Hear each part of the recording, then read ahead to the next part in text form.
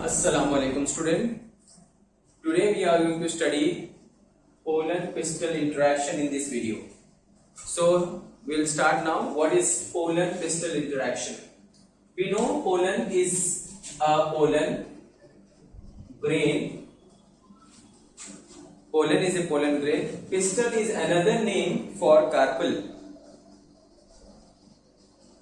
or we can say gynoecium part. So it is a carpel. And interaction.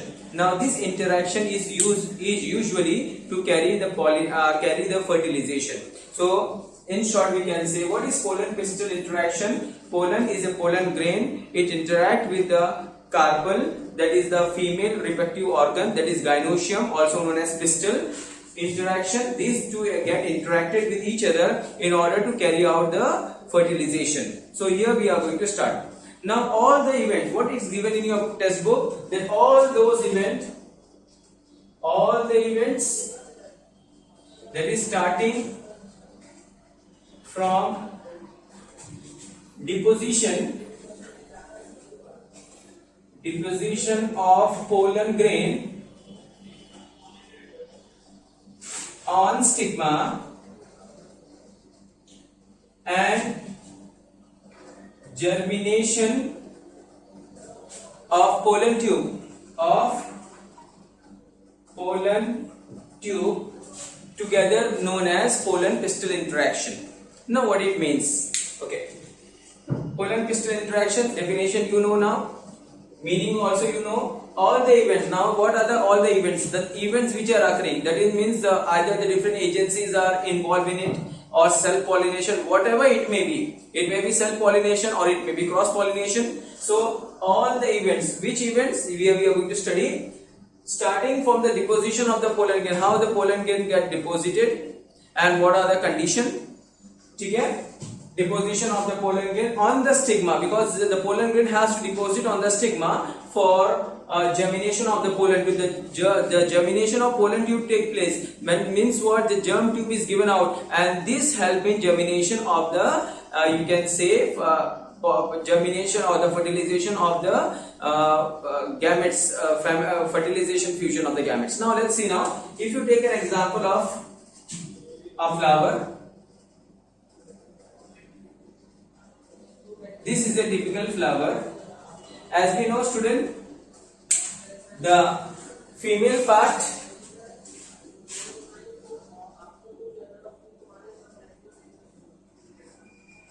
what is this? Stigma. This is style.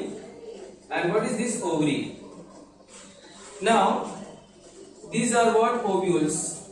I have inverted. So anatrophous ovule. So just write ovule. Okay, these ovules are there. Now what happens usually? The pollen grain are deposited on the stigma. The pollen grain is deposited on the stigma. Here the pollen grain is deposited on the stigma. So you take an example of stigma. We'll magnify it so you can understand better.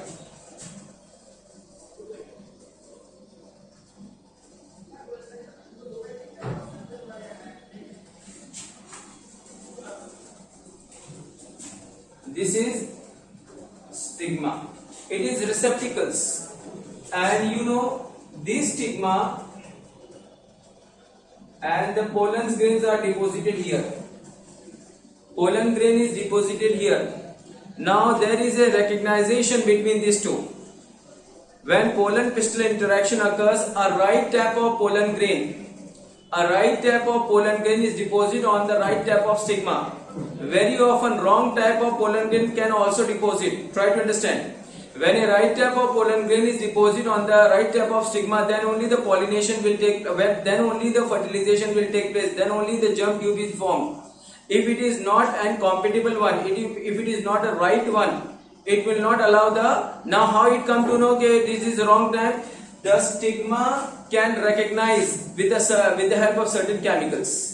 तो chemical component जो होता है इसके ऊपर, pollen grain के ऊपर, वो stigma recognise कर लेता है और फिर अलाउ करता है. अगर वो राइट टाइप का है तो it will allow to germinate.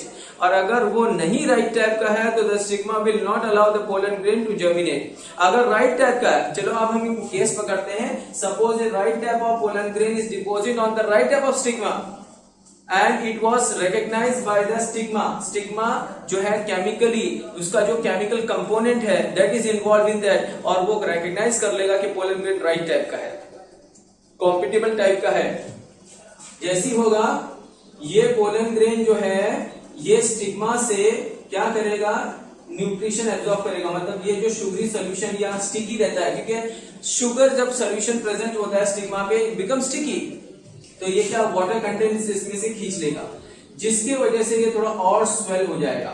जब ये स्वेल हो जाएगा पोलन ग्रेन, तो तुम्हें मालूम है कि पोलन ग्रेन अगर मोनोकॉट है तो उसके अंदर एक जर्म ट्यूब निकलता है, जर्म पोर से एक जर्म ट्यूब, और अगर 3 जर्म पोर हैं तो it is a characteristic of a dicot plant, it is a character. तो whatever it may be unique, मतलब मोनोकॉट हो भी सकता है, डाइकॉट भी, और जब वो स्वेल करेगा तो it will exert the force, मतलब ये एक्साइन है और ये अंदर का इंडाइन है विच ऑलरेडी वी स्टडीड। जब वो एब्जॉर्ब करेगा, this pollen grain will absorb the water and other things from the stigma, surface of the stigma, वो स्वेल हो जाएगा। स्वेल होने के बाद वो एक्सर्ट करेगा प्रेशर इसके ऊपर, जहां ओपनिंग होगी वहां से जर्म ट्यूब बाहर निकलेगा, और जर्म ट्यूब जब बाहर निकलेगा तो वो इस तरह से ट्रेवल करेगा। आप देख सकते हो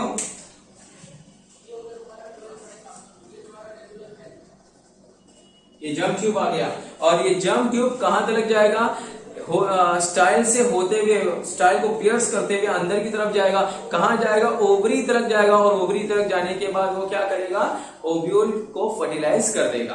तो that you have to keep this in mind. Okay student, तो यहाँ पे हमें समझ में आ गया पोलन पिस्टल इंटरेक्शन। इसमें हमने देखा कि all the events, अब ये सब events ही हैं, all the events starting from the seed, the pollen grain deposit हुआ either by self pollination or by cross pollination, either by any different agencies, या कुछ भी wind, water, bird, insect, किसी से भी जब ये आके यहाँ डिपोज हो रही है, ये इवेंट्स हैं, ये इवेंट्स हो रहे हैं।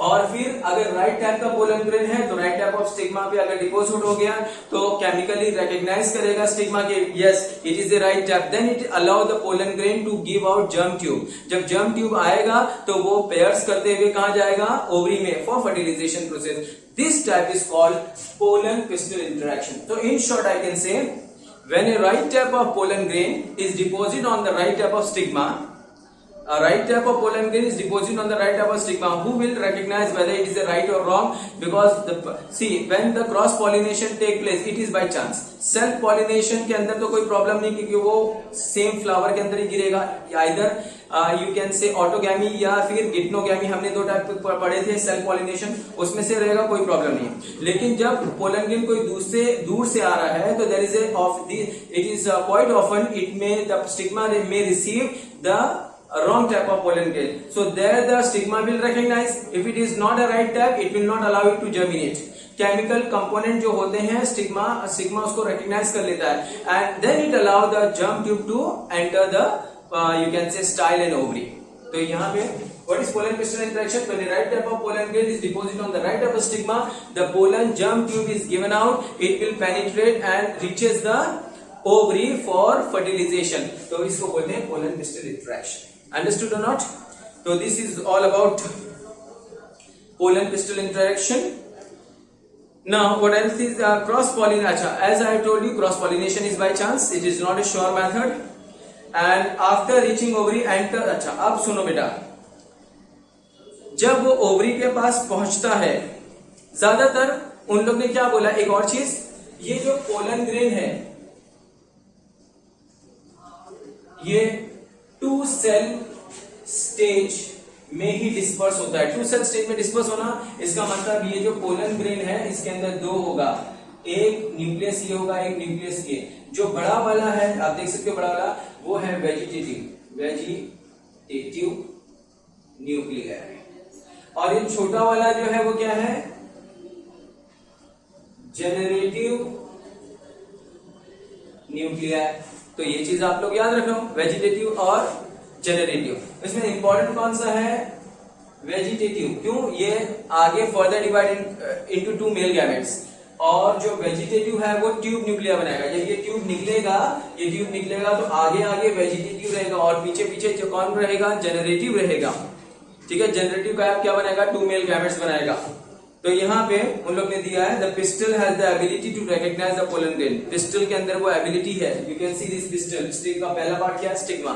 It has an ability to recognize whether the pollen grain जो आया है वो राइट टाइप का है कि रॉन्ग टाइप का है। Pollen grain usually are 2 cell stage. जो पोलन ग्रेन डिस्पर्स होगा, जो पोलन ग्रेन स्टिग्मा के ऊपर आके स्टिक हो जाएगा, वो 2 सेल स्टेज का रहेगा। After reaching ovary, enters through the micropyle and in the filiform apparatus and bursts to release male gametes। मतलब जब वो यहाँ तक पहुंचेगा, ये पहुंचेगा, तो पोलन ग्रेन के पास फिलीफॉर्म एपरेटस। जब हम डबल फर्टिलाइजेशन अभी हम पढ़ेंगे, what is double fertilization, that time we will come to know कि डबल फर्टिलाइजेशन में क्या क्या चीजें आती हैं। Okay, the compatible pollen grain absorb water. मैंने बताया ना, कॉम्पिटेबल मतलब जो राइट टाइप का पोलन ग्रेन अगर स्टिग्मा के ऊपर डिपोजिट होता है तो it will absorb the water from the surface of the stigma and germinate. कैसे, जब वो वाटर को एब्जॉर्ब करेगा, न्यूट्रिशन को एब्जॉर्ब करेगा तो स्वेल हो जाएगा। स्वेल होगा तो जहां पे छोटी सी ओपनिंग रहती है जर्म पोर के लिए, हमने पढ़ा था जर्म पोर, वहां पे प्रेशर गिरेगा और जर्म ट्यूब बाहर निकलेगा। जब जर्म ट्यूब बाहर निकलेगा उसी को बोलते हैं नाउ जर्मिनेट हो रहा है। Pollen grain is now germinated on the stigma. ठीक है, अब एक चीज जो एक्स्ट्रा ये टर्म ऐड की गई है, बहुत इंपॉर्टेंट है। उन लोग ने बताया है कि अगर हमको पोलन जर्मिनेशन करना है तो हम इंड्यूस कर सकते हैं। पोलन जर्मिनेशन को लेबोरेटरी में इंड्यूस किया गया है विट्रो कंडीशन में। Whenever it is outside the living के बाहर की बात की जाती है तो उसको विट्रो बोलते हैं। अगर लिविंग के अंदर हो रहा है तो वीवो उसको बोलते हैं। तो उन लोग ने आपके बुक में दिया है कि pollen grain can be induce मतलब क्या, हम उसको मतलब अपने आप नहीं हो रहा था, लेकिन हम लोग ने उसको ऐसा कंडीशन दिया, फेवरेबल कंडीशन दिया, तो इंड्यूस किया किसमें, आउटसाइड द लिविंग कंडीशन, जिसको हम लोग लेबोरेटरी कंडीशन बोलते हैं विट्रो में। कैसे, pollen grain can also be induce to germinate in the synthetic media. Synthetic media कौन सा मीडिया अभी हम देखेंगे, जो आर्टिफिशियल मीडिया होता है उसको सिंथेटिक मीडिया बोलते हैं। जैसे कि एग्जांपल करो, बोरिक एसिड। बोरिक एसिड को अगर हम जब डाल देते हैं तो ये जर्मिनेशन में, पोलन जर्मिनेशन में मदद करता है। Addition of the boric acid, ये सिंथेटिक मीडिया है। Addition of the boric acid facilitate and accelerate the germination, pollen germination. So this is what induced artificially, and this is since outside the living, it is in vitro, that is in laboratory condition. This is all about pollen pistil interaction. Now the next topic which is given in your textbook is artificial hybridization. Now what is artificial hybridization? Artificial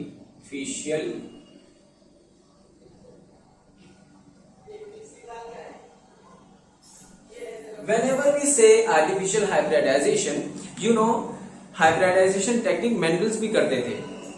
उन्होंने इतने साल 7 to 8 years approximately 7 years जो उन्होंने किया था वो hybridisation ही technique था। तो वहां पे आर्टिफिशियल हाइब्रिडाइजेशन क्यों किया जाता है, to improve the crop variety. Crop की वैरायटी को इंप्रूव करने के लिए एग्जांपल में बता देता हूं। जैसे एग्जांपल ले लो, साउथ में एक शुगर केन ग्रो होता है जिसका नाम है सैक्रम ऑफिसिनेरियम सॉरी, और जो नॉर्थ में जो शुगर केन ग्रो होता है उसका नाम है सैक्रम बर्बेरी। अब दोनों में से बेटर क्वालिटी का एक्चुअली कौन है, सैक्रम ऑफिसिनेरियम जो साउथ का है। लेकिन प्रॉब्लम ये होता है कि वो बहुत जूसी है, शुगर कंटेंट उसका बहुत ज्यादा है, लेकिन डिजीज रेजिस्टेंस नहीं है। अच्छा, नॉर्थ का जो था वो डिजीज रेजिस्टेंस था, but it was not as that superior quality as that of the south one. South का जो है गन्ने को बोलते हैं सैक्रम ऑफिसिनेरियम, और जो नॉर्थ में जो गन्ना प्रोड्यूस होता है उसका नाम है sacrum barberi. This is the scientific name, botanical name.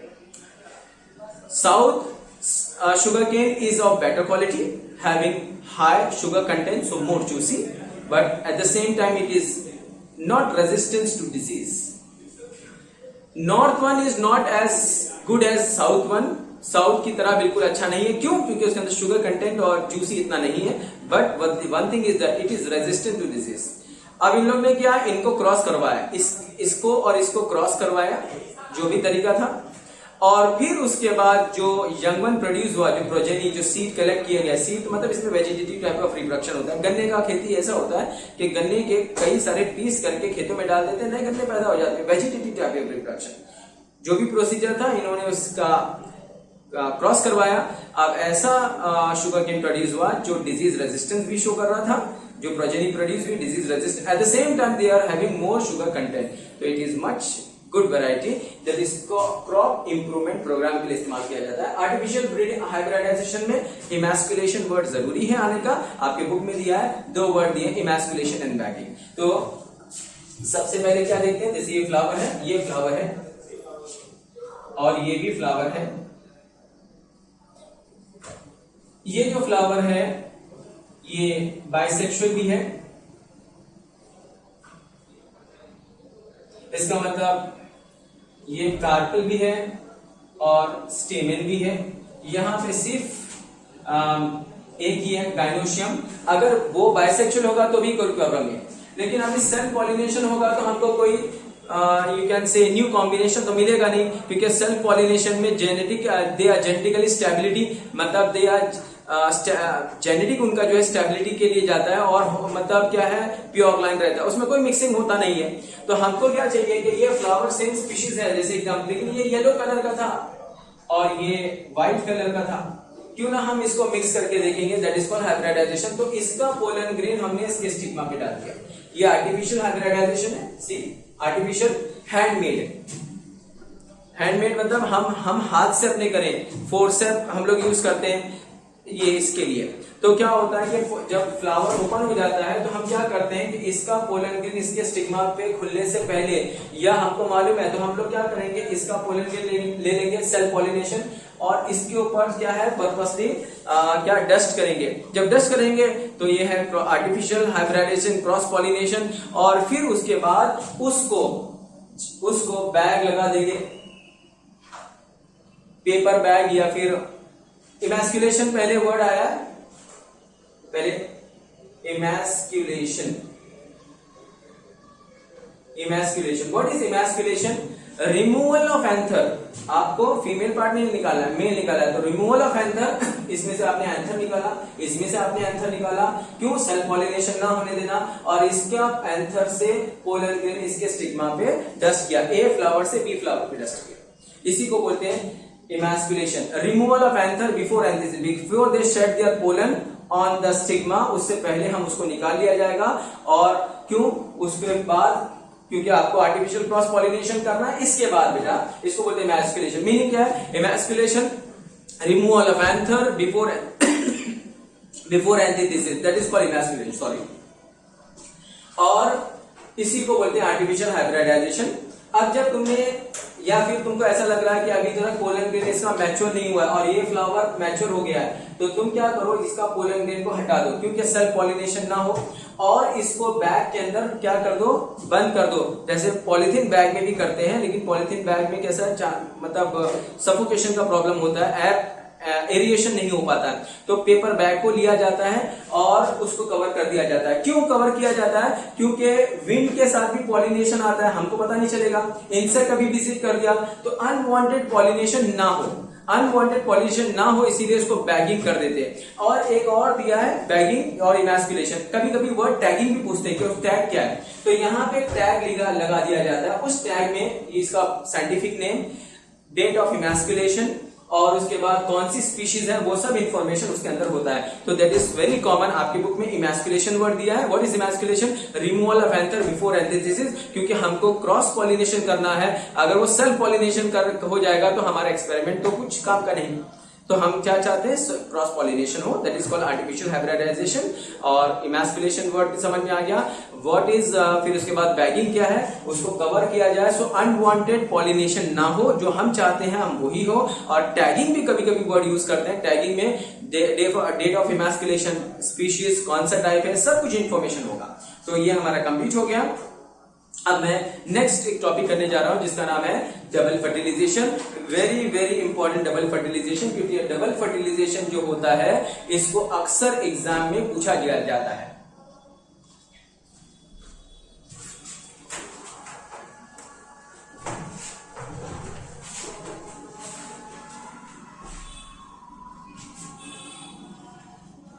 This double fertilization is also known as triple fusion.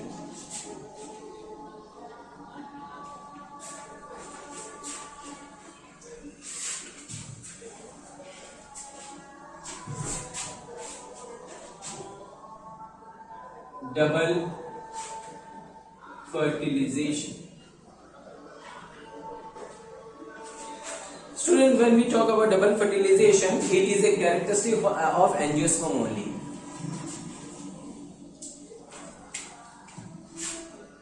It is a characteristic of angiosperm only. What are angiosperm? Flowering plant. तो characteristic of angiosperm is a flowering plant. ये क्या है?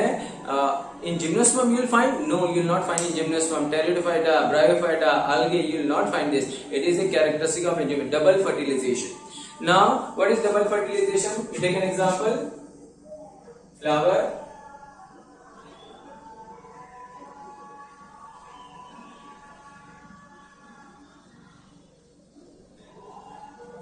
This is carpel.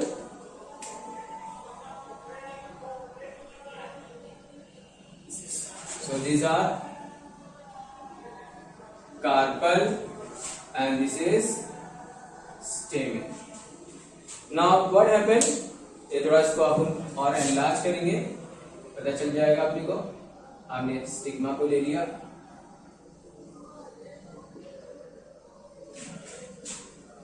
आप देखो जरा, ये है stigma, this is style and this is ovary. Ovary has got suppose ovule. ये ओव्यूल हमने एक सिंगल ले लिया.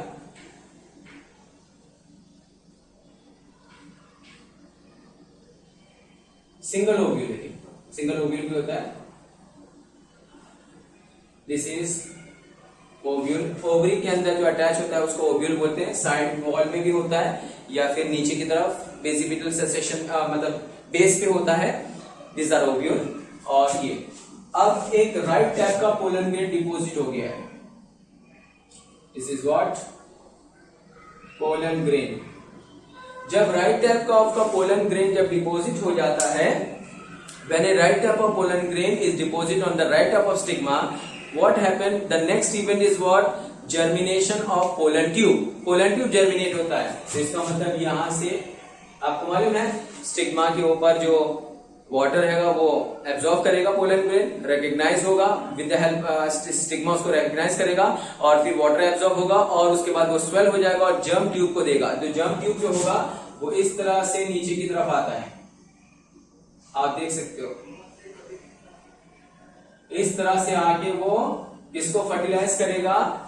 किसको फर्टिलाइज करेगा? ओवा को, ओव्यूल को. तो आप देख लेते हैं, ये भी हो गया समझ में. अब इसके अंदर का और स्ट्रक्चर का अब हम देखेंगे. ओव्यूल हमने बनाया था बेटा, ओव्यूल में बनाने जा रहा हूं.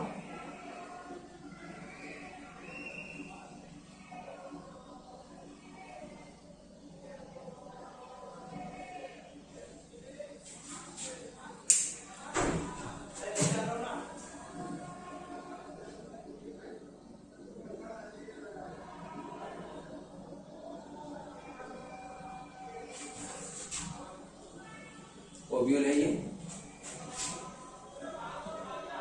एफ है.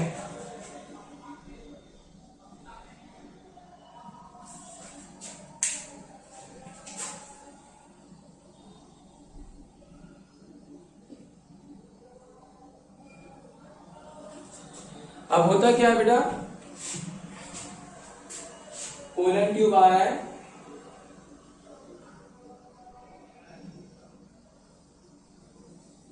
This is pollen tube. ये क्या है? पोलन ट्यूब है. और ये पोलन ट्यूब जब आ रहा है तो कहां से एंटर करेगा? Most of the time it will enter through the micropyle. देखो बेटा, मैं तुमको इसका मीनिंग बता देता हूं. ये जो है ये स्टॉक था जिसको हम लोग ने बोला था फ्यूनिकल. ये फ्यूनिकल जो है ये ओवरी के वॉल से अटैच हो जाएगा. ठीक है. फिर आपने देखा ये जो था इसको बोलते हैं चलाजा. तो ये चलाजा एंड से नहीं आ रहा है, ये कौन सा है, ये माइक्रोपाइल एंड है, ये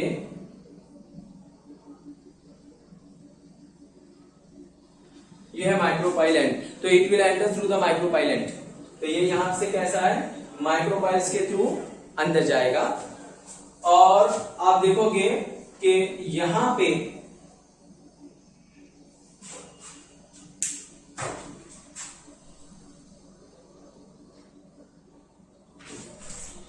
पोलन ट्यूब जो है, ये देखो pollen tube, this is what's pollen tube. When a right type of stigma, when a right type of pollen grain is deposited on the right type of stigma, then only the germination will occur. तो ये pollen tube देखो काफी लंबा है, वो कहां से enter कर रहा है, माइक्रोपाइल एंड से। जब वो माइक्रोपाइल से एंड से अंदर आता है फर्टिलाइजेशन के लिए, तो ऐसे को बोलेंगे पोरोगैमी। बेटा बहुत ध्यान रखो, what is पोरोगैमी? When the pollen tube enters through the micropyle end, it is known as porogamy. Sometimes what happen कि ये माइक्रोपाइल में कुछ प्रॉब्लम आ जाता है जो अलाउ नहीं करता है पोलन ट्यूब को एंटर करने के लिए। तो वो टाइम ये जो है वो यहां से भी एंटर कर सकता है, यहां से इंट्यूग्यूमेंट से भी एंटर कर सकता है, इंट्यूग्यूमेंट से भी एंटर कर सकता है। इसको बोलते हैं मिजोगैमी। मिजोगैमी व्हेन एंटर्स थ्रू इंटीग्यूमेंट्स। अगर वो इंटीग्यूमेंट से एंटर कर रहा है तो उसको क्या बोलेंगे, मिजोगैमी। कभी कभी यहां से भी उसको चांस नहीं मिलता है,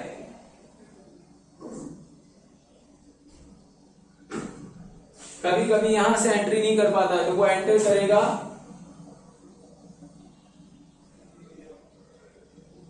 चलाजा को ब्रेक करते हुए, तो उसको बोलते हैं chalazogamy. That is when pollen tube enters through chalaza. जब वो चलाजा के थ्रू एंटर होगा तो उसको बोल देंगे chalazogamy. Please pay attention all of you, जरा ध्यान दो बेटा। ये स्ट्रक्चर था, मैंने इसको बताया, मैग्नीफाई किया। ये जो स्ट्रक्चर था वो एनाट्रोफस ओव्यूल है। Why it is said to be anatropous ovule? Because it is inverted, और ये इन्वर्टेड होने की वजह से पोलन ट्यूब अंदर जाएगा। पोलन ट्यूब जो है वो आगे की तरफ, अच्छा पोलन ट्यूब अगर माइक्रोपाइल की तरफ से जा रहा है तो उसको क्या बोलेंगे, पोरोगैमी। Can you see this पोरोगैमी? Word use करो, वर्ड बुक में दिया है। What is पोरोगैमी? When the pollen tube enters through the micropyle and. Micropyle and के से अगर वो एंट्री करेगा पॉलिनेशन फर्टिलाइजेशन के लिए, पोरोगैमी। Anyhow, because of any reason, it will not allow the pollen grain to enter through the micropyle, then it will go for the alternative method. अगर वो chalaza को कट तोड़ के जाता है तो उसको बोलेंगे चलाजोगैमी। तो that is the second one. Okay, चलाजोगैमी। It may enter through the chalaza and then it will help in fertilization. Suppose chalaza is also not allowing the pollen to enters into the anatropous ovule. So now the third option is what? To break the integuments. Integuments तोड़ते हुए वो अंदर जाएगा और pollination करेगा. That is called mesogamy. तो there are three gamy. Gamy means marriage. तो वो marriage actually कर रहा है, लेकिन कैसा है? Either by the most, लेकिन 90% to 95% the pollen grain usually enters through micropyle. You understood or not? चलो अब देख लेते हैं कि पोलन ट्यूब में आगे आगे क्या है। ये जो सबसे पहला न्यूक्लिया है वो ट्यूब न्यूक्लिया है, ट्यूब न्यूक्लिया। इसको ट्यूब सेल भी कहते हैं। ये एक्चुअली है क्या? ये जो है एक तरह से वेजिटेटिव न्यूक्लिया है। आपने देखा था ये 2 सेल स्टेज था, जो इसके ऊपर पोलन ग्रेन आया उसमें 2 सेल स्टेज था, एक ये और एक ये। तो ये क्या था? वेजिटेटिव था, और ये क्या था? जनरेटिव था। क्या था? जनरेटिव। तो वेजिटेटिव और जनरेटिव में आपको डिफरेंस पता चला। वेजिटेटिव जो है वो क्या है? यू कैन से नॉन एसेंशियल, और जनरेटिव जो है एसेंशियल है because it get converted into 2 male gametes. तो आप देखते हैं फिर इसके बाद जो जनरेटिव था वो 2 मेल गैमेट्स बनाएगा, और ये देखो ये 2 male gametes, first male gametes और ये सेकेंड मेल गैमेट्स। तो फर्स्ट मेल गैमेट्स और सेकेंड मेल गैमेट्स में आपको समझ में आया। तो फर्स्ट मेल गैमेट जो है वो किससे बना और second male gamete, it is form by the division, mitotic division of generative nuclei. Vegetative nuclei क्या बनाएगा, ट्यूब सेल बनाएगा। और मेल गैमेट दो कैसे बने, with the help of generative nuclei. ठीक है, अब आगे देखो।